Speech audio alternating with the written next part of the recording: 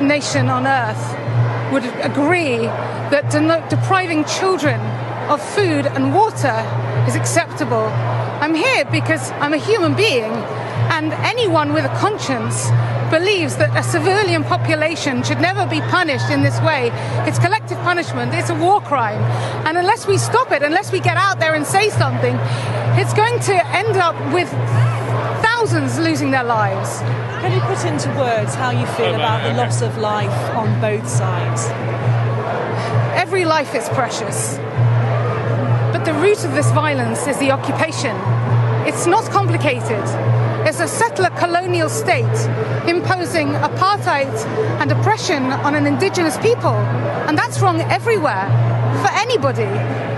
And it has to be true that all the Palestinians want is freedom. And we must support that in equal rights. And I stand up here, I'm so pleased to see so many of my brothers and sisters with big hearts who know the truth. And the Western media has a duty now to tell the truth about what's happening, because I am seeing the worst horrors I could ever have imagined. I grew up in the shadow of the Holocaust, and we said never again, and that means never again for anyone. And I beg of anyone, if they have a conscience, get out there and speak and demand your leaders speak. There seem to be, of course, deep divisions on either side, but you've come out today and you were telling me earlier that this is about being a human, a fellow human being. I'm so thrilled to be here among my brothers and sisters who can see the truth, despite all the propaganda and the lies and the bias and the prejudice that we see in the Western media. It has been, quite frankly, an appalling week. What would you like to see the UK government do now? They must demand a ceasefire. They must demand that Israel stop bombing children and stop burying them under rubble. They must demand a humanitarian corridor so aid and medical supplies can get in. They must demand they have electricity. They must demand that there is food and water. This is an emergency now, a crisis, and people must rise to it. Thank you so much for your time, Katie. Thank you.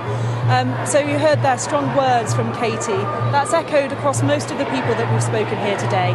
There is a real sense that people want the UK government to step in, to really come out strong. Ceasefire. They want to see humanitarian corridors here, but mostly what they want from the people we've spoken to today is for a peaceful protest. We've heard there, as you were saying before, about the police presence here. They are being very careful with the words that they are choosing. They're talking about being impartial, and it's a tricky balance being able to have a large police presence here, but also strike the balance between protecting the right to protest and freedom of speech, but also with a warning that anyone showing toleration, any kind of terror